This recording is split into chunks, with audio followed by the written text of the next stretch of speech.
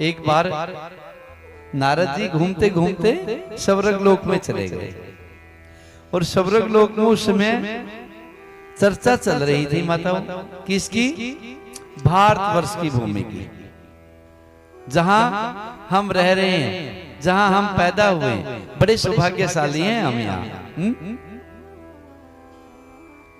यहाँ आज भी अनेक स्थान ऐसे हैं जो परमात्मा के होने का आभास करवाते हैं, परमात्मा की दिव्य शक्ति का अनुभव करवाते हैं। बस उसको देखने वाली नूर आंखें चाहिए, समझने वाली आपकी समझ चाहिए। आज भी महसूस होता है। हर की पौड़ी पे जाओगे आप, गंगा जल को उठाओगे, 1 साल रखो, 2 साल रखो, 5 साल रखो, ज्यों का त्यों निर्मल बना रहता है। और क्या करेंगे भगवान, घर का जल जो है 4 दिन में खराब हो जाता है। गंगा जल आज भी 100 सालों तक रहता है। अमरनाथ जाओ भोले बाबा की शरण में, निश्चित समय पे एक एक टुपका बर्फ का पड़ता है और शिवलिंग बन जाता है। जगन्नाथपुरी जाओ आप, क्या भोजन की प्रक्रिया है, ध्वजा हवा के विपरीत लहराती है। आज भी प्रत्यक्ष प्रमाण दे रही है मैं भगवान है यहाँ। कामाख्या देवी चले जाओ, अषाढ़ के गुप्त नवरात्रों में माँ की पिंडी लाल हो जाती है। ज्वाला जी चले जाओ, वहां आभास होगा आपको। अरे और छोड़ो, मथुरा में एक छोटी सी वो जहां भगवान की जन्मभूमि है, वहां कोई मूर्ति भी नहीं है, कोई वो भी नहीं है, और कई भक्तों को हमने शुभक करके रोते हुए देखा है। वहां जाएंगे और भावुक हो जाएंगे। भावुक स्थान और जगह क्यों नहीं हुए, क्योंकि उस स्थान की महत्ता है। वो स्थान आज भी बता रहा है परमात्मा का साक्षीपन, आज भी बता रहा है। भारतवर्ष की अनेक जगह ऐसी हैं जो आज भी बता रही हैं कि परमात्मा आज भी यहां पर है। तो नारद जी ने स्वर्ग लोक में भारतवर्ष की भूमि की प्रशंसा सुनी देवताओं के मुख से कि भगवान जब भी आते हैं भारतवर्ष की भूमि पर ही आते हैं।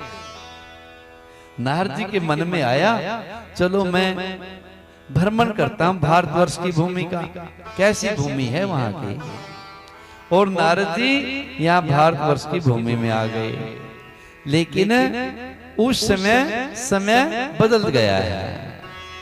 कलयुग में समय परिस्थिति सब बदल जाती है माता, समय समय के अनुसार। जब ये गाथा गाई जा रही थी उस समय पिता की आज्ञा सर्वोपरि थी। पुत्र अपने पिता के लिए समर्पण भाव में था, गुरु के प्रति शिष्य समर्पण भाव में था। जो गुरुजी ने कह दिया हो गया बस। एक दूसरे में कर्तव्य परायणता थी। मेरा कर्तव्य क्या बनता है, स्वार्थी नहीं थे उस समय लोग। लेकिन जब नारद जी आए यहाँ, पहले तो मठों में गए, गुरुकुलों में गए, गुरु शिष्य की जहां प्रणाली है वहीं पर उसको भिन्न नजर आया। गुरु ब्रह्मा विष्णु महेश से भी बड़े बताए। गुरुर ब्रह्मा गुरुर विष्णु गुरुर देवो महेश्वर, गुरु साक्षात परम ब्रह्मा तस्मै श्री गुरुवे नमः। लेकिन आज का गुरु भी स्वार्थी हो गया है, लोभी, कामी, और शिष्य भी उससे भी ऊपर है। शिष्य क्या सोच रहे, कब गुरुजी हटे रास्ते से और हम गद्दी के ऊपर बैठे। बोलो शंकर भगवान की। विद्या इतनी रह गई है जिससे बस अपना काम बन जाए, आपका व्यापार चल जाए, आपकी जीवनी चल जाए, बस इतनी विद्या काफी है, ज्यादा की जरूरत ही नहीं है। गृहस्थियों के यहाँ गए, गृहस्थियों के यहाँ तो अलग ही ढंग ढाल था।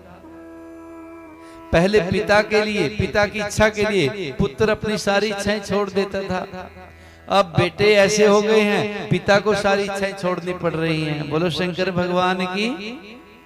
घर में बहन का बेटी का आदर सम्मान होता था, वो सम्मान सालियों ने ले लिया है। क्यों काला साहब? बोलो शंकर भगवान की। जो स्थान अपने सगे भाई का होता था वो साधु ने ले लिया है। ये परिवर्तन गृहस्थियों में आया कि नहीं आया है?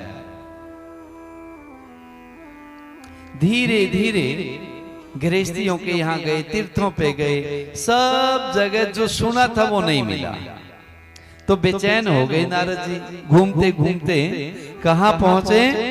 हिमालय पर पहुंच गए। बोलो शंकर भगवान की। सौभाग्य से उस स्थान के ऊपर पहुंच गए जहां मेरे सदाशिव ने पूजा की थी, जहां मेरे भोले बाबा ने तपस्या की थी। और वहां पर जाकर के जैसे ही बैठे मन को शांति मिली। अच्छे स्थान पर शांति मिलती है कि नहीं मिलती है? यहाँ पर हम ऐसे बैठे हैं जैसे कि हमारे को किसी ने पढ़ करके बिठा दिया हो। कितनी शांति महसूस हो रही है? हो रही कि नहीं हो रही? मेरे को तो हो रही है। ऐसा लग रहा है कि आवाज भी ज्यादा ऊंची ना करे। ये वाइब्रेशन होती है जहां भजन पाठ होता है। देखो बड़े सौभाग्यशाली कालरा परिवार, कथाएं होती रहती। पीछे भी स्वामी जी कथा करके गए थे और आगे की ओर निश्चित कर दी कथा। जहां कथा वार्ता हो, भजन हो, कीर्तन हो, संत ब्राह्मणों का आवागमन हो, वाइब्रेशन तो वैसे ही वहां की अच्छी हो जाती है। तो नारद जी स्थान के ऊपर जैसे ही बैठे, जो बेचैनी थी वो शांति में हो गया और सोचा चलो थोड़ा सा भजन कर लूं। और भजन में जैसे ही बैठा उसी समय समाधि में चला गया। बोलो शंकर भगवान की। माताओं, समाधि प्रक्रिया, ये जो हम पूजा पाठ कर रहे हैं ना, ये प्रारंभ की प्रक्रिया है। पूजा पाठ जब कर करके तुम इसका फल प्राप्त कर लोगे, फिर आप समाधि की ओर जाओगे। ये भजन पाठ करना, मूर्ति पूजा करना, ये आपकी श्रद्धा को स्थिर करने के लिए है। ये अच्छे ढंग से हो गया ना, तो आप इससे ऊंची सीट पर बैठोगे, ज्ञान वाली समाधि में। वो एक बार स्वामी रामकृष्ण परमहंस जी के पास एक योग साधना वाला गया। बोले स्वामी जी यहाँ कैंप लगा हुआ है, आप समाधि प्रक्रिया सीखो। कहते ना ध्यान लगाना सीखो। जो मैंने देसी भाषा में कहा मनन करना। पहले कथा में बताया था ना, मनन करो। मनन का मीन है ध्यान करना, समाधि में बैठना। जब आपके सिवा और मेरे ईश्वर के सिवा आपके बीच में कोई ना हो। रामकृष्ण परमहंस जी ने कहा मैं तो माता की सेवा करता हूँ, यही मेरी समाधि है। नहीं स्वामी जी देखो तो सही, अब सेवा इतनी कर चुके थे रामकृष्ण परमहंस जी, इतने पवित्र हो चुके थे, वो जाकर के समाधि में बैठे ही थे कि समाधि लग गई, 10 दिन में उठे। और जो टीचर्स था वो हैरान हो गया, महाराज ये प्रक्रिया तो हम नहीं सीख पाए और आप पहुंच गए।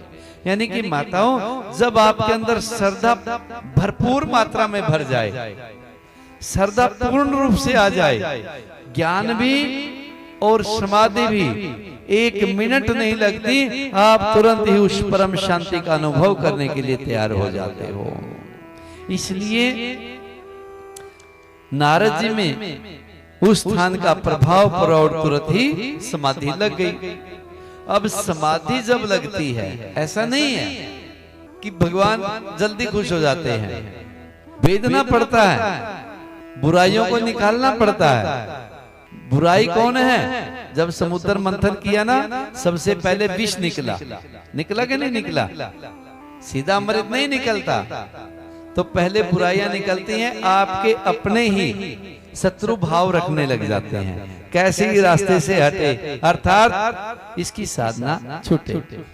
हमारे जो इंद्रियों के मालिक हैं देवता, देवताओं का हमारी इंद्रियों में वास है। आंखों में कौन वास करते हैं हमारे?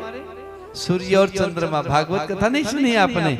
जब पूतना देखने लेने के लिए आई भगवान को मारने के लिए, तो भगवान ने क्या कहा, तुरंत आंखें बंद कर ली। और जो महात्मा लोग हैं कथा व्यास वो सुनाते हैं आंखें बंद क्यों की, क्योंकि सूर्य और चंद्रमा ने अपने पट्ट बंद कर लिए।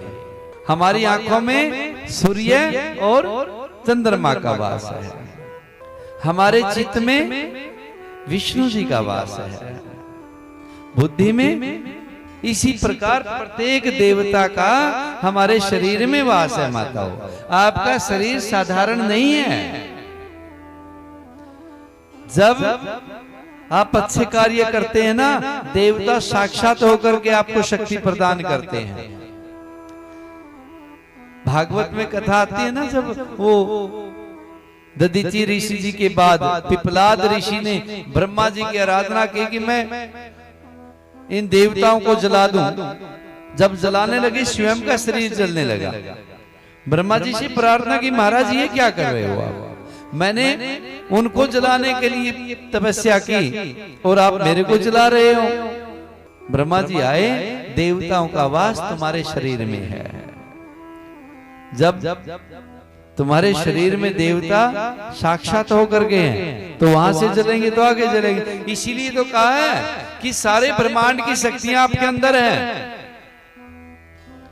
आपके शरीर में सारे ब्रह्मांड की शक्तियां हैं। हमारे ऋषियों ने, मुनियों ने जो पुराण लिखे ब्रह्मांड की जानकारी दे दी, क्या उनके पास रॉकेट थे कि बैठ करके चले गए? उन्होंने अपना अंतर ध्यान किया, अपने शरीर से जैसा जैसा अनुभव किया वैसा वैसा ही जो है लिपिबद्ध कर दिया संसार में है। कहने का भाव, आपके शरीर में देवताओं का वास है। और नारद जी के अंदर से ही जब हम अच्छे कार्य करते हैं हमारा मन ही उबने लग जाता है। वो उबता कौन है? देवता उबाते हैं। चल छोड़ो, थोड़ी देर फिर कहेंगे नहीं बैठते हैं, फिर कहेंगे चलो। बेचैनी कहां से आती है? पड़ोसी थोड़े आपको जगाने के लिए आता है खड़े हो जाओ। आपके अंदर से बेचैनी आती नहीं, बहुत हो गया उठ लो। क्योंकि अंदर से आपकी जो कमियां हैं वो देवता आपको अपने से ऊपर नहीं जाने देते। कहीं ऐसा ना हो कि ये साधना करके हमारे से भी ऊपर हो जाए। बोलो शंकर भगवान की। इसलिए कहा गया अपने इष्ट के ऊपर पूर्ण विश्वास करो। जब इष्ट पर विश्वास हो जाता ना, फिर और इधर उधर की नहीं चलती हैं। तो क्या हुआ, इंद्र को भय लगा जब नारद जी बैठे, कहीं ये इंद्र ना बन जाए। और कामदेव की ड्यूटी लगा दी, जाओ कामदेव नारद जी की समाधि भंग कर दो। अब कामदेव जी आए, देखा नारद जी बैठे हैं। वहीं पर बसंत ऋतु आई, फूल खिल उठे, शीतल मंद सुगंध हवा चलने लगी। जैसे काम की परिस्थिति होती है वैसी बना दी कामदेव ने। परिस्थिति भी बनती है ना। आप सत्संग में जाओ, भजन में जाओ, काम में मन नहीं लगेगा आपका, भक्ति में मन लगेगा। जाकर के होटलों में कमरा लो, काम अपने आप ही जागृत हो जाता है। स्थान की महिमा है। जहां जैसा स्थान होता है वैसा ही आपके ऊपर प्रभाव पड़ता है। शादी में जाओ, अपने आप ही अलग विचार आपके हो जाएंगे। तो माताओं, ऐसी जगह रहो जहां वाइब्रेशन सात्विक रहे। बल्कि अपने घर को ऐसा बना दो, होटलों की तरह ना बनाओ, अपने घर को घर बनाओ। होटल में कमरा लेते हैं ना, सभी रहे होंगे, तो सोच विचार अलग हो जाते हैं कि नहीं हो जाते हैं? ऑटोमेटिकली जाते ही बदल जाते हैं। जीवा अलग डंक मारने लगती है। क्यों कालरा साहब? होटलों पे। हाँ, बोलो शंकर भगवान की। देखो आप हमारे हितैषी है ना, बराबर में बैठे हैं। क्या जी? अब मेरे को ये रहता है इधर उधर मन ना चला जाए, कालरा साहब का कथा के अंदर मन रहे। बोलो शंकर भगवान की। और पहले तो माता है, आजकल तो वो प्रक्रिया नहीं है। पहले जब कहानियां होती थी, कथा होती थी, वक्ता तभी तक बोलता था जब तक आगे से हुंकारे आते थे। हुंकारे भरने वाला सो गया तो कथावाचक भी, कहानी कहने वाला भी कहने नहीं कहेगा। इसलिए हम हुंकारे भरवा रहे हैं। बोलो शंकर भगवान की। तो जब कामदेव आए, परिस्थिति हुई, वहां बनाई परिस्थिति कामदेव ने, स्थान ऐसा बनाया कि काम जागृत हुए। और जैसी परिस्थितियां बनाई, मंद मंद हवा चलने लगी, बादल जरा जरा से बरसने लगे थोड़े थोड़े, और फूल खिल उठे, कोकिल आदि पक्षी गुंजार करने लगे। सारी कलाओं को लेकर के 500 बाणों के साथ नारद जी ने सीधा आक्रमण कर दिया नारद जी के ऊपर। बोलो वांके बिहारी। और नारद जी की आंखें खुली, लेकिन फर्क रहा। आज प्रभाव कामदेव जमा नहीं पाए, डामाडोल तो कर दिया। बोलो शंकर भगवान की। लेकिन जो परमात्मा के उपासक है, उनकी रक्षा करता है भगवान। डामाडोल तो किया, लेकिन मुस्कुराने लगे नारद जी। और कामदेव जी को चिंता हो गई, कहीं ये श्राप ना दे दे मुझे। और नारद जी के चरणों में लेट गए कामदेव जी और प्रशंसा शुरू कर दी। कहा, महाराज आप तो धन्य हैं, आप भगवान सदाशिव से भी ऊपर हैं। भगवान सदाशिव से, हाँ, क्योंकि भगवान ने समाधि से केवल काम को जीता, क्रोध को नहीं जीत पाए भोलेनाथ। क्रोध उठा तो कामदेव को भस्म किया, लेकिन प्रभु आपकी तो जय जयकार है। हे ऋषि जी, आपने काम को भी जीत लिया और क्रोध को भी जीत लिया। और देखो, आप दयावान भी हैं, आपने मुझ पर दया भी कर दी। मुस्कुरा रहे हैं आप, सही मायने में आज शिव से ऊपर हो गए। और जैसे ही कहा, जो मैंने पहले बताया था माताओं, जब आप ऊंचाई पे चढ़ते हो ना, अहंकार साथ में चढ़ता है, इसलिए अहंकार ना आए। इसलिए तो कहते हैं सत्संग की राह मत छोड़ो। सत्संग आपको अहंकारी नहीं बनने देता, शिव महापुराण आपको अहंकारी नहीं बनने देता, बल्कि उस ऊंचाई में भी भगवान शिव की कृपा का एहसास करवाता है। तो उसी समय नारद जी की जैसे प्रशंसा की, नारद जी फूल गए। बोलो शंकर भगवान की। और सीधे पहुंचे कहां? ब्रह्मा जी के पास। अहम ब्रह्मोस्मि, अहम ब्रह्मोस्मि, अहम ब्रह्मोस्मि। ब्रह्मा जी ने देखा, भाई ये क्या, ये तो नारायण नारायण बोलते थे, और आज तो कुछ और ही बोल रहे हैं नारद जी। जब माता योग्यता आती है ना, व्यक्ति के विचार, भाव, चाल भी बदल जाती है ना। लेकिन जो भगवान की शरणागति में रहते हैं, वो कभी बदलते नहीं, चेंज नहीं होते। बस यही फर्क है। और जो बदल जाते हैं, वो राक्षस प्रवृत्ति में चले जाते हैं, और जो नहीं बदलते वो भक्ति के उसमें चले जाते हैं। मिलता सबको है, बस उसको पचाने के लिए, उसको धारण करने के नियम होने चाहिए। जो इस शक्ति का दुरुपयोग करता है, जो भगवान के द्वारा दी गई है, चाहे वो पद प्रतिष्ठा हो, चाहे वो रंग यौवन हो, चाहे धन दौलत हो, जब दुरुपयोग उसका शुरू हो गया तो समझ लेना राक्षस की प्रवृत्ति में आ गए।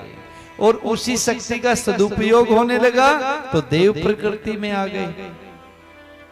राक्षस भी तो भजन करते हैं, उनको शक्ति कहां से मिलती है? भक्ति करते हैं, वो तप करते हैं, उससे शक्ति मिलती है, लेकिन वो उसका दुरुपयोग करते हैं। दुरुपयोग जो करता है वो राक्षसों में आ जाता है, दानवों में आ जाता है। इसलिए माताओं, आपको ज्ञान मिला हो, पद प्रतिष्ठा मिली हो, रंग यौवन मिला हो या फिर संपत्ति मिली हो, उसका कभी भी दुरुपयोग ना करो, उसका सदा सदुपयोग करो। अपने विकारों पर उसको खर्च मत करो, ये ध्यान रखना है। नारद जी को अहंकार आ गया और अपने पिता को के सामने भी अपने आप को ही बड़ा बता रहा है, अहम ब्रह्मोस्मि।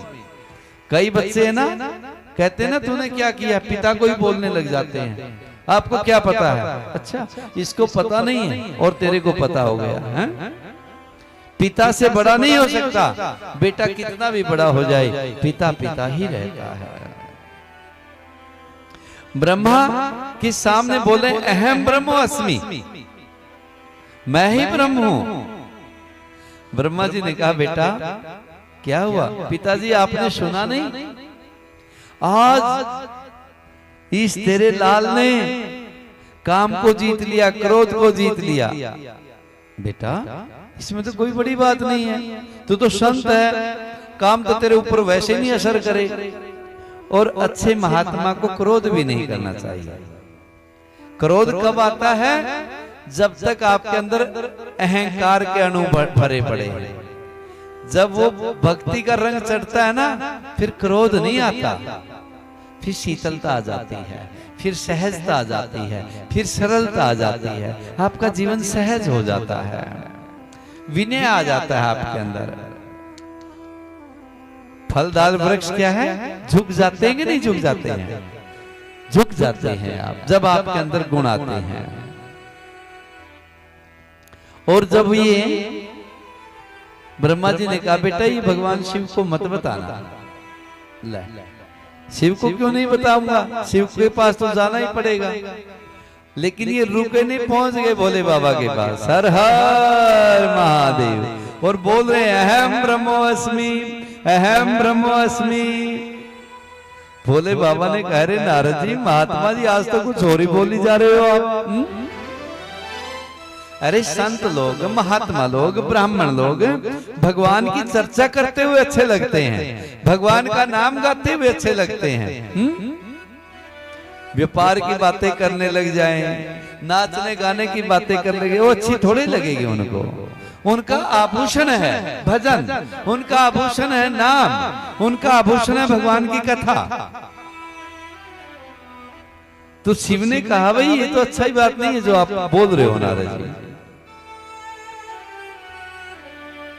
चलो प्रभु आपको पता नहीं है, आपने तो देखो कामदेव को भस्म कर दिया था, काम को तो जीत लिया, क्रोध को आप नहीं जीत पाए। मानो या ना मानो, हाँ ये तो बात सत्य है, लेकिन मैंने काम को भी जीत लिया है और क्रोध को भी जीत लिया है।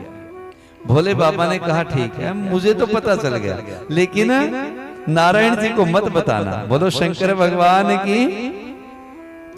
अब नारद जी वहां से चले माताओं, भगवान शिव ने 2 गण इसके साथ भेज दिए,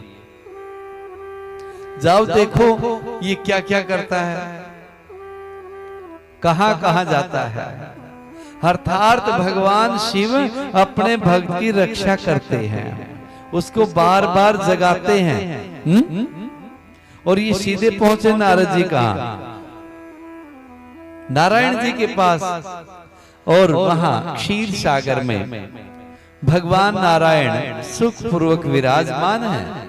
मां भगवती लक्ष्मी भगवान के पैर दबा रही है और भगवान मंद मंद मुस्कुरा रहे हैं। माताओं अगर आप चाहते हैं कि आपका पति हमेशा मुस्कुराता रहे तो उसके पैर दबाओ। बोलो शंकर भगवान की। क्योंकि देखो ये ज्योतिष में है, जो हाथों में है ना स्त्री के शुक्र का वास होता है और हमारी टांगों में शनि का वास होता है। जब शनि की दृष्टि पड़ती है ना, सबसे पहले टांगों में दर्द होना शुरू हो जाएगा। जब टांगों में दर्द शुरू हो जाए ना, ध्यान से सुनो जी, उस समय समझ लेना कि शनि की दृष्टि आ गई है। और आप अपने हाथों से अपने पति के पैर दबाओगे तो उनकी शनि की दृष्टि खत्म हो जाएगी। शुक्र के प्रभाव से शनि कुप्रभाव नहीं डाल सकता है। इसलिए परंपरा है कि स्त्री जो है अपने पति के पैर दबाती है। मां भगवती लक्ष्मी भी जो है भगवान जी के पैर दबा रही है, और पति भी अपनी पत्नी का सत्कार करे। जब वह सत्कार करता है तो उसका शुक्र अपने आप ही फलदायी बन जाता है। शुक्र की कुदृष्टि नहीं रहती, शुक्र कभी दुष्प्रभाव नहीं डालता। जिस घर में पत्नी का सम्मान होता है सारी सुख सुविधाएं अपने आप आ जाती हैं वहां। संसारिक सुख से वंचित नहीं रहता वह व्यक्ति। तो मां भगवती पैर दबा रही है और इधर से नारद जी आ गए। अहम ब्रह्मोस्मि, अहम ब्रह्मोस्मि, अहम ब्रह्मोस्मि। अब भगवान जी ने देखा, नारद जी क्या बोल रहे हो? प्रभु आज तो ऐसी अपार कृपा हुई आपके आशीर्वाद की, क्या कि आज आपके शिष्य ने किसको जीत लिया? काम को भी जीत लिया और क्रोध को भी जीत लिया। काम क्रोध को जीत लिया। हाँ, अरे नारद जी तू है ही ऐसा, काम तेरे ऊपर असर नहीं कर सकता। और क्रोध क्या करेगा? तू भजन करता है।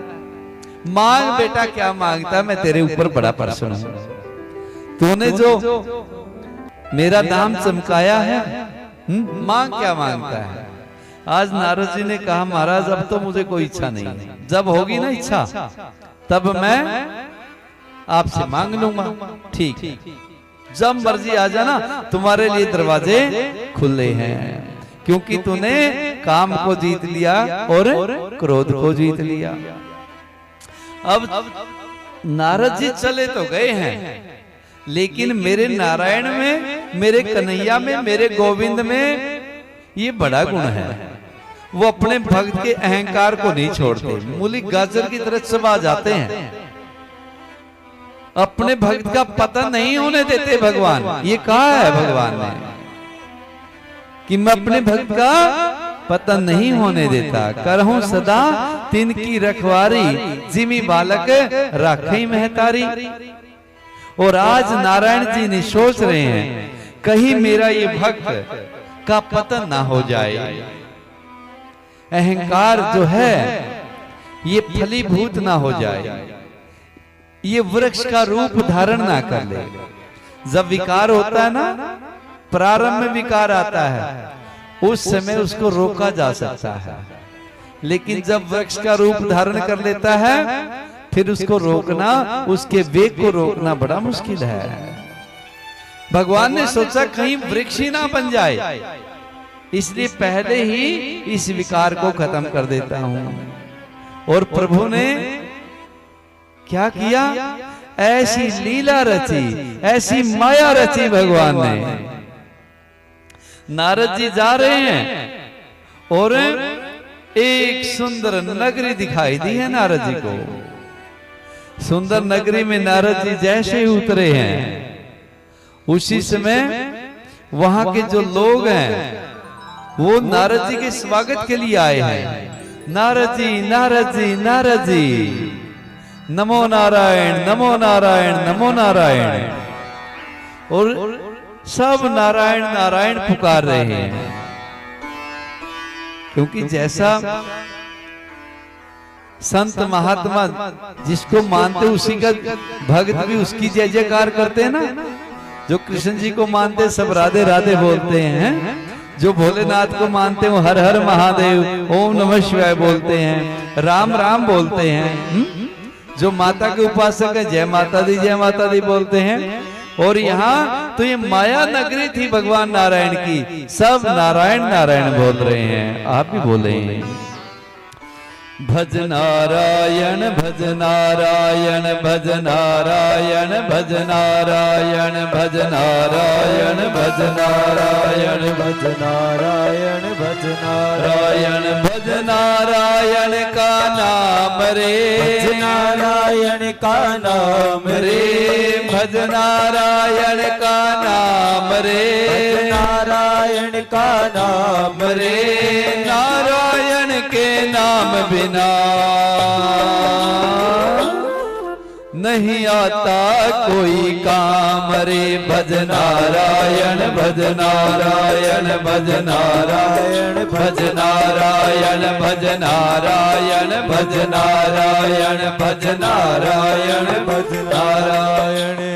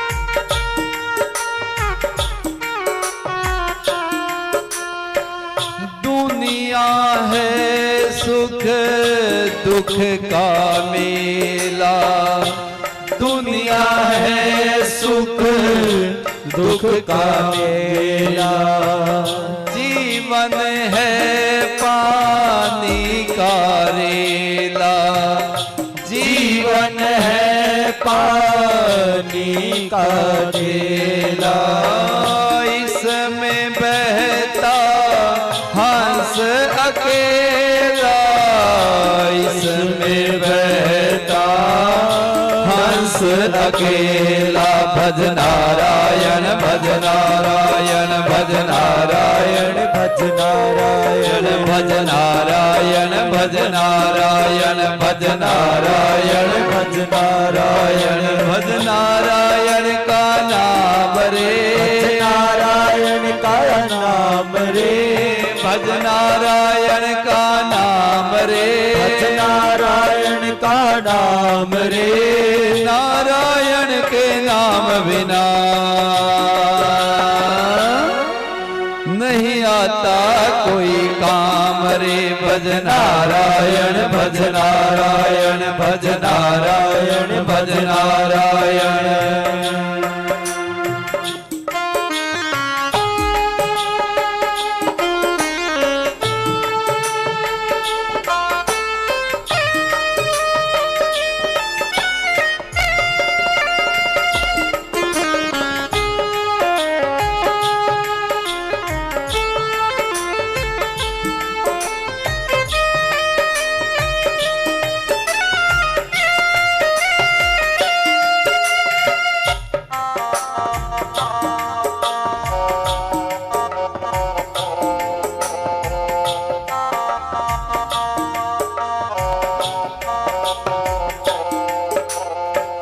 नाम प्रभु का है सुखदाई, नाम प्रभु का है सुखदाई, लेकर तरे गया सदन कसाई, लेकर तर गया सदन कसाई, प्रेम से बोलो सब मिल भाई, प्रेम से बोलो सब मिल भाई। भज नारायण भज नारायण भज नारायण नारायण भज नारायण का नाम रे, भज नारायण का नाम रे, भज नारायण का नाम रे, भज नारायण का नाम रे,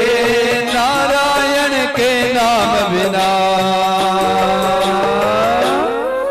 नहीं आता कोई काम रे। भज नारायण भज नारायण भज नारायण भज नारायण भज नारायण भज नारायण भज नारायण भज नारायण।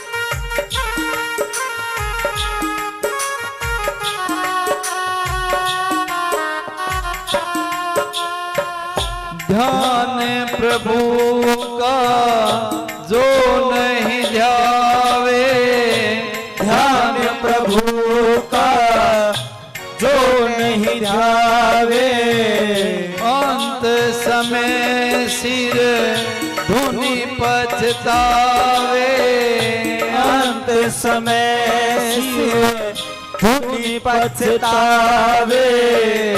फिर तू प्रेम से क्यों नहीं ध्यावे, फिर तू प्रेम से क्यों नहीं ध्यावे। भज नारायण भज नारायण भज नारायण भज नारायण भज नारायण भज नारायण भज नारायण भज नारायण।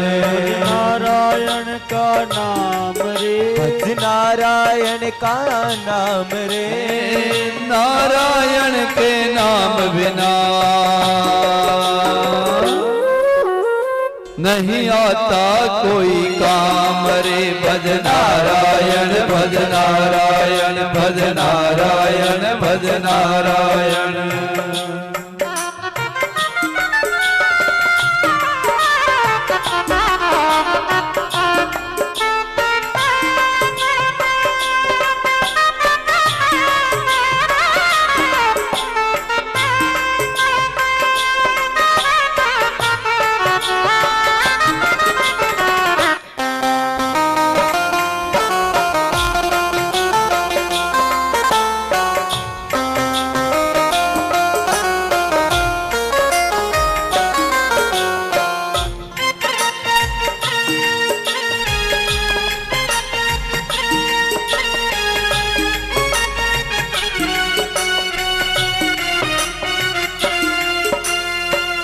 क्यों फिरता है फूला फूला, क्यों फिरता है भूला भूला, यम फांसी झूलेगा झूला, यम फांसी झूलेगा झूला।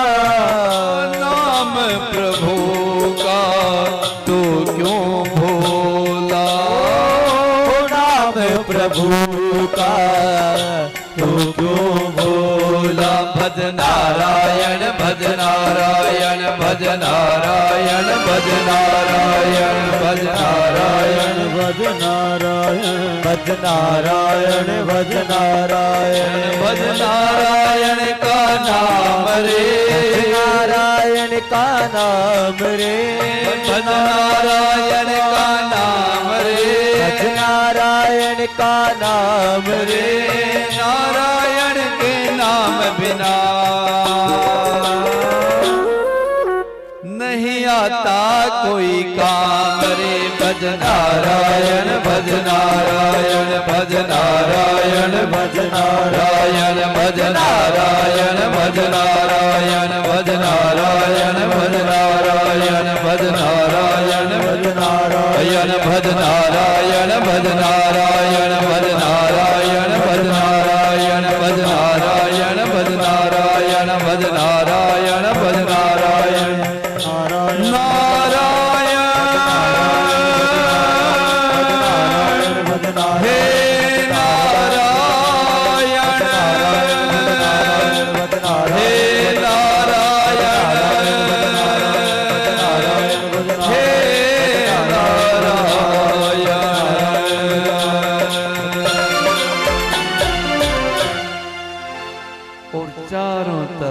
नारद जी बोल रहे हैं अहम ब्रह्मास्मि, और सारी दुनिया बोल रही भज नारायण भज नारायण भज नारायण भज नारायण। सबने साष्टांग प्रणाम किया नारद जी को। प्रभु आप बहुत अच्छे समय पर आए हैं। हाँ, हमारे जो राजा हैं शील निधि, उसकी एक कन्या है विश्व मोहिनी, और वो नाम के अनुरूप ही है जो सारे विश्व को मोह में डाल दे। विश्व मोहिनी कन्या का स्वयंवर रखा हुआ है। हे नारद जी चलो आप अपने चरण फेरो वहां जाकर के। बोलो शंकर भगवान की। अब नारद जी गए वहां और राजा ने बड़ा स्वागत किया। महाराज अहो भाग्य हमारे जो महात्मा जी आए हैं। संत ब्राह्मण वैसे भी आ जाएं तो ये समझ लो कि अच्छा होने वाला है, और ऐसे अवसर पर आ जाएं जो शुभ कर्म चल रहे हों, ब्याह की तैयारी चल रही है। स्वागत किया, बड़े खुश हुए नारद जी बैठे, और शील निधि ने कहा महाराज मेरी बेटी का स्वयंवर है, ऐसा आशीर्वाद दे दो कोई योग्य वर मिले। योग्य? हाँ, जरा देखना इसकी कुंडली, हाथ देखना। और नारद जी को हाथ दिखाया। जो नारद जी ने हाथ में देखा, नारद जी भी चकित रह गए। क्या लिखा था उसमें हाथ में? जो एहि बरई अमर सोई होई, समर भूमि तेहि जीत न कोई। जो एहि बरई अमर सोई होई, समर भूमि तेहि जीत न कोई। श्री राम जय राम जय जय राम, श्री राम जय राम जय जय राम। से वही सकल चराचर ताई, बरई शील निधि कन्या जाहि राम।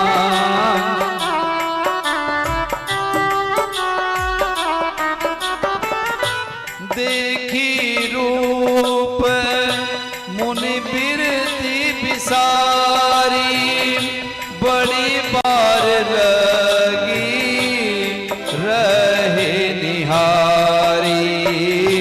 श्री राम जय राम जय राम, श्री राम जय राम जय जय राम।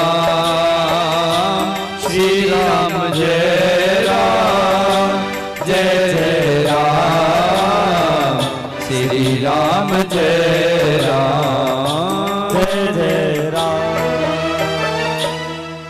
जो एहि बरई अमर सोई होई। ये कन्या जिसको वरेगी वो कभी मरेगा नहीं। समर भूमि तेहि जीत न कोई, संग्राम में उसको कोई पराजित नहीं कर पाएगा, वो अजय रहेगा। सेवई सकल चराचर ताहि, बरई शील निधि कन्या जाहि। सारी दुनिया उसकी सेवक रहेगी। देखी रूप मुनि बिरती बिसारी, बड़ी बार लगी रही निहारी। जब ये चीजें देखी तो नारद जी बार बार मुख की ओर देखने लगे, और जब देखा काम प्रवेश कर गया। बोलो शंकर भगवान की।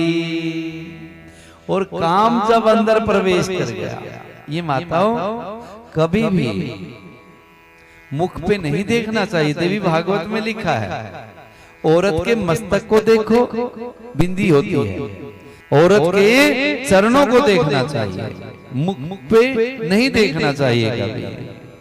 जो मुख को मस्तक को देखता है वह विकारग्रस्त हो सकता है, और अभागन रेखा होती है उसके ऊपर दुष्प्रभाव पड़ता है। जो चाहता है मुझे भगवती का आशीर्वाद मिले, जो चाहता है मेरी माँ भगवती मुझ पर प्रसन्न रहे, तो औरत के चरणों में देखो। बोलो शंकर भगवान की। नारद जी ने देखा और काम प्रवेश कर गया। काम जब प्रवेश किया तो लोभ आ गया। कैसे? कि ये मेरी पत्नी बन जाए, मेरे को वर्ण कर ले तो मैं चराचर का मालिक बन जाऊंगा, मैं किसी से मरूंगा नहीं, सारी दुनिया मुझे पूजेगी। क्योंकि ये अहंकार के पुत्र हैं। काम, क्रोध, लोभ। पहले काम प्रवेश किया, काम के बाद लोभ आया, ये मुझे मिलनी चाहिए। अब मिलनी चाहिए तो मैं क्या करूं? मुझे सुंदर रूप चाहिए। क्या चाहिए? सुंदर रूप चाहिए, पद प्रतिष्ठा चाहिए, रंग यौवन चाहिए, धन दौलत चाहिए। कई लोग तो ऐशो राम काम के लिए ही इकट्ठा कर रहे हैं। वो समझ रहे ना बंदर बनने की कगार पर है, जो अपनी धन दौलत का दुरुपयोग कर रहे हैं, अपने ऐशो राम का दुरुपयोग कर रहे हैं। बंदर बनने के लिए तैयार हो जाओ। बोलो शंकर भगवान की। इसलिए माताओं, जो संपत्ति आती है ना, ये काम के लिए नहीं। समुद्र मंथन की कथा सुनाएंगे हम आपको। लक्ष्मी आती है, फिर लक्ष्मी के बाद रंभा अप्सरा आती है। जो लक्ष्मी के चंगुल में फंस जाता है तो वही चक्कर काट जाता है। उससे ऊपर निकला तो लक्ष्मी के बाद अप्सरा आती है, अर्थात तिर्या, अर्थात काम। इससे जो बचेगा ना, फिर आगे अमृत मिलने वाला है उसको। काम आया और मन में आया कि मेरा सुंदर रूप हो जाए, जिससे मैं विश्व मोहनी कन्या को पसंद आ जाऊं और मेरे को ये वर्ण कर ले। ज्ञान पता नहीं कहां गया नारद जी का, क्योंकि काम ज्ञान के ऊपर पर्दा डाल देता है। हालांकि पता है नारद जी को, जातस्य ही ध्रुव मृत्यु ध्रुव जन्म मर्तस्य च। जो जन्म लेता है उसकी मृत्यु निश्चित है, और जो मर गया उसका जन्म भी होता है। लेकिन उस ज्ञान को भूल गया नारद। काम जो है ज्ञान को खत्म कर देता है। ध्यान देना माताओ, काम के चंगुल में नहीं फंसना। जब काम का चंगुल आए, काम पासा डाले, तो मेरे भोले बाबा की शरणागति लो। हे भोलेनाथ मेरी रक्षा करो, बचो उससे। कहीं ऐसा ना हो तुच्छ मात्र सुख के लिए हम अपने सारे जीवन के अमृत को गंवा बैठे।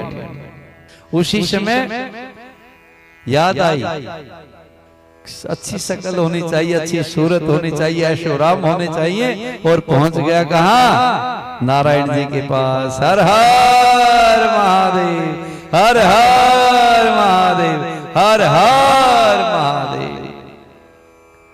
अब नारद जी गए वहां और कहा, प्रभु मेरा काम कर दो। क्या? आपका सुंदर रूप दे दो मेरे को, जिससे मेरा काम हो जाए। और नारद जी ने भी कहा, नारायण जी कहते हाँ मैं वही दूंगा जो तेरा काम हो जाए। नारद, जो तेरा कल्याण हो जाए।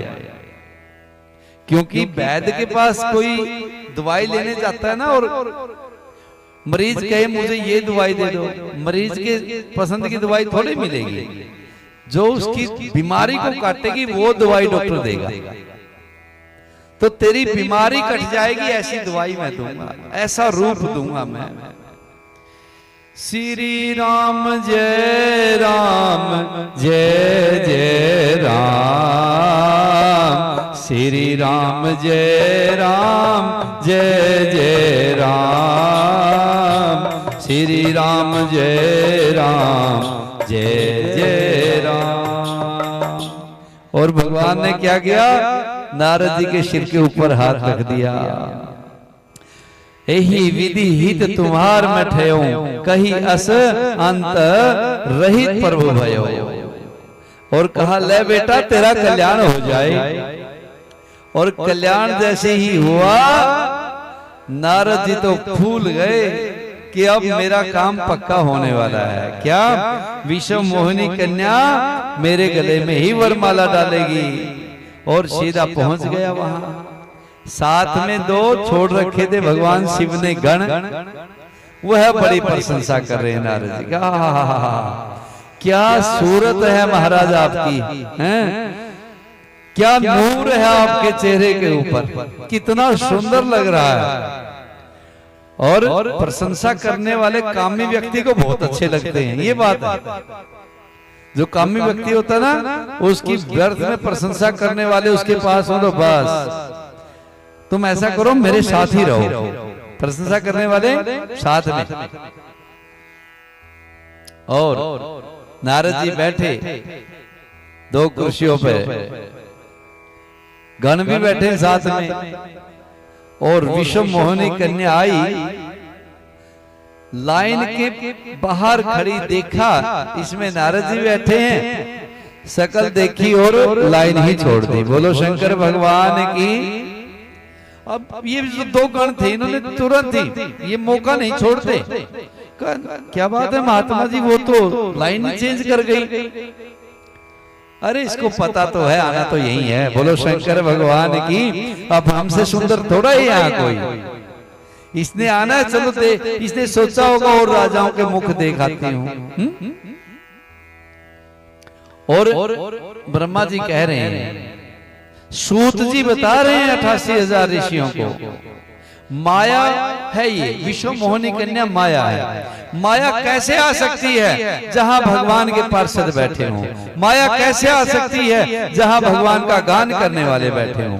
नारद जी बेशक काम आसक्त हो चुके हैं, काम उसके अंदर प्रवेश कर चुका है, लेकिन है तो मेरे ठाकुर के लाडले। उसने तो सिर पे हाथ रखा हुआ है ना, जाग जाएंगे। और धीरे धीरे अगली लाइन में बढ़ी, फिर उससे अगली लाइन में बढ़ी। और विश्व मोहिनी ने एक सुंदर स्वरूप जो बहुत सुंदर लग रहे थे, उनके गले में वरमाला डाली। और जैसे ही वरमाला डाली, नारद जी को क्रोध आया। ध्यान देना, पहले काम आया, फिर क्रोध आया। पहले अहंकार, फिर काम, फिर क्रोध। और क्रोध जब आया, ये 2 गणों ने फिर पानी छिड़क दिया, थोड़ा सा घी और डाल दिया। महात्मा जी क्रोध क्यों कर रहे हो? अपनी शक्ल तो देख लो कैसी है। जाकर के देखा, तालाब था पास में ही, और मुंह देखा तो बंदर का बना हुआ है। बोलो शंकर भगवान की। बंदर मोह का प्रतीक है। बंदर पकड़ा कैसे जाता है पता आपको? एक छोटी सी हांडी लेते हैं, बंदर को पकड़ने वाले उसके आसपास चने डाल देते हैं और उस मटकी को आधी कर देते हैं। अब वह बंदर जाता है और हांडी में जैसे हाथ देता है, चने की मुट्ठी भरता है और बाहर निकालता है, तो मुट्ठी खोले तो निकले, वो खोलता नहीं, बंद रखता है, क्योंकि मोह का प्रतीक है बंदर। सबसे ज्यादा मोह है वो बंदर में होता है।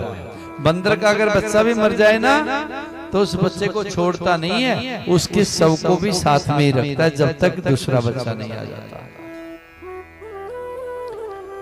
तो मोह के अंदर जो फंसता है, जो ये कथा बताना चाहती है माताओं, उसको बंधन में पड़ना पड़ता है।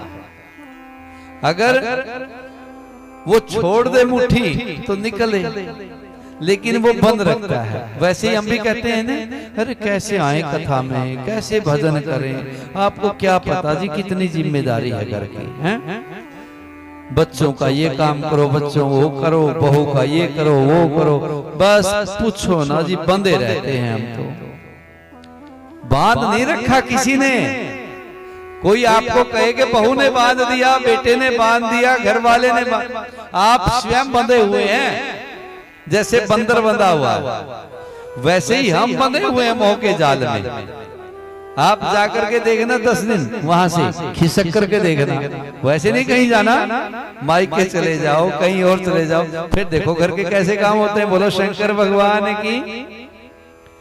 अरे जो चले जाते हैं उनके काम नहीं करते क्या लोग? करते हैं। आया बंदा आया काम, गया बंदा गया काम। इसलिए बंदर की तरह मुंह में मत हंसो कि मेरे द्वारा ही चल रहा है सारा काम। वो बागड़ी का कुत्ता होता ना, बागड़ियों का कुत्ता कहाँ चलता पता आपको? गाड़ी के नीचे नीचे चलता है। वह क्या समझता है कि ये गाड़ी मेरे ही सहारे चल रही है। बाहर कुत्तों ने भौंकना शुरू किया, अरे बाहर निकल। वो कहता नहीं मैं गाड़ी चला रहा हूं। तू गाड़ी चला रहा है? हाँ। रुक करके देखा, सौभाग्य से बैल भी रुक गए। उसको तसल्ली हो गई, ये मेरे इशारे चल रहा है। एक बार रुका, 2 बार रुका, लेकिन उसको ये पता नहीं तेरे सारे गाड़ी नहीं चल रही। हम भी ये सोचते हैं हमारे सारे ये काम हो रहा है। अरे जहां आप नहीं है वहां भी काम हो रहे हैं। इसलिए व्यर्थ में वो कुत्ते वाला काम मत करो कि हमारे सारे गाड़ी चल रही है। बस तुम हो तो काम है, तुम निकले तो और करेगा कोई काम। और करता भी है। इसलिए मोह को छोड़ दो माताओं, बंधो मत। जिम्मेदारी पड़ती तो निभाओ, लेकिन अपने आप को बंधो, मेरे द्वारा ही नहीं होने वाला। फिर क्या है? फिर तो नाचते रहो। क्या करते हैं बंदर वाले? उसको बंदर को नचाते हैं कि नहीं नचाते हैं? रस्सी बांध के और उसको नचाते रहते हैं। इसलिए मोह को छोड़ो और प्रभु की भक्ति करो। मोह का प्रतीक है बंदर। अब देखा तो फिर क्रोध आ गया। क्रोध किस पर आया? भगवान नारायण पर। बोलो शंकर भगवान की। जिसकी शक्ति उसी के ऊपर क्रोध, बनाने वाले के ऊपर ही क्रोध करता है ना बंदा। और भगवान की कथाओं की जो लीलाएं हैं भगवान की, उसके अंदर दोष निकाल रहा है। अरे मैंने वैसे ही विश्वास कर लिया, अदिति पुत्रों को मोहनी रूप धर करके अमृत से वंचित इसी नारायण ने किया था। कपट से राजा बलि के यहाँ गया, कपट से जलंधर की पत्नी वृंदा का अस्तित्व भंग किया, और मैंने विश्वास कर लिया, मैंने वैसे विश्वास कर लिया। और क्रोध में भर के भगवान को ही श्राप दे दिया। क्या श्राप दिया? बचे हूँ मोही जवनी धरि देहा, सोई तनु धर हो श्राप मम एहा। बचे हूँ मोही जवनी धरि देहा, सोई तनु धर हो श्राप मम एहा। श्री राम जय राम जय जय राम, श्री राम जय राम जय जय राम। कभी का करती तुम कीनी हमारी, करी हाय की से सहाय तुम्हारी।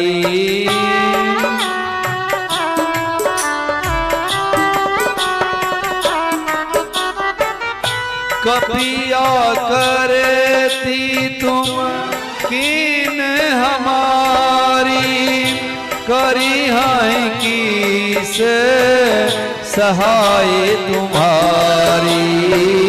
मम अपकार किन तुम भारी, नारी बिरह तुम होप दुखारी।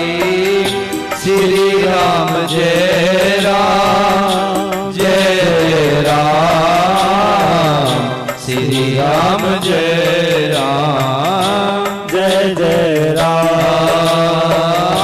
बचे हूँ मोही जवनी धरि देहा सोई तनु धर हो श्राप मम एहा। श्री राम जय राम जय जय राम श्री राम जय राम जय जय राम। और श्राप दे दिया क्रोध में भर करके नारद जी ने कि मैं श्राप देता हूं जिस प्रकार आज मैं त्रिया के लिए रो रहा हूं उसी प्रकार एक दिन तुम भी नारी के लिए रोओगे और जो मेरा रूप बनाया है इसी रूप की तुम्हारे को सहायता लेनी पड़ेगी। बोलो शंकर भगवान की। और इन दो गणों को भी श्राप दे दिया जाओ तुम राक्षस हो जाओ। बोलो शंकर भगवान की। जैसे ही श्राप दिया सामने भगवान नारायण के रूप में वो वर और विश्व मोहनी मां भगवती लक्ष्मी विराजमान है। बोलो शंकर भगवान की। और भगवान असली रूप में आए। नारद स्वामी आप ये क्या? और मैंने तो आपको श्राप दे दिया। चरणों में लेट गए नारद जी, मुझे क्षमा करो मुझे क्षमा करो मुझे क्षमा करो। भगवान कह रहे ये भी मेरी माया थी, कोई बात नहीं है। आप का पतन ना हो इसलिए मैंने ये माया रची। इसलिए माताओं कोई चीज आपको ना मिल रही हो ना संसार में, बंदर बनने की जरूरत नहीं है, कामी बनने की जरूरत नहीं है। भगवान नारायण से प्रार्थना करो, भोलेनाथ से प्रार्थना करो, प्रभु जो हमारे हित में हो वही करना। ऐसा ना हो ज्यादा दिया हुआ भी बंदर बना देता है ना। इसलिए प्रभु हमारे ऊपर कृपा करो और हमारी रक्षा करो। भगवान ने क्षमा किया लेकिन नारद जी के मन में बेचैनी आ गई। जहां से ये कथा चली थी बेचैनी को दूर करता शिव महापुराण। बेचैनी आ गई कि मैंने व्यर्थ ही अपने स्वामी को श्राप दे दिया। अंदर ही अंदर नारद रोने लगा, गलानी हुई और अपने पिता के पास गए। किसके पास? ब्रह्मा जी के पास। हाथ जोड़ करके ब्रह्मा जी के आगे रोने लगे कि प्रभु मेरे से ऐसी भूल हो गई है, अब मैं क्या करूं मेरे को शांति मिल जाए। मैं क्या करूं कि जो मैंने श्राप दिया है, जो गलानी हो रही है, उस गलानी को मिटा सके। अरे सीधी सी बात है। शिवेति नाम दावाग्नेर महापातक पर्वतः भस्मी भवन्त्यनाशयात् सत्यां सत्यां न संशयः। भस्मी भवन्त्यनायासात् सत्यम सत्यम न संशयः। नारद अगर रूई का पहाड़ हो,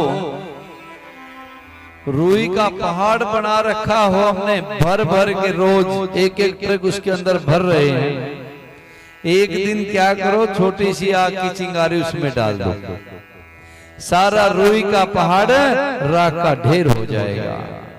वैसे ही भगवान शिव का नाम है, जो आपने पापों के पहाड़ बना लिए हैं उसमें नाम रूपी चिंगारी डाल दो, सारे पाप भस्म हो जाएंगे। हर हर हर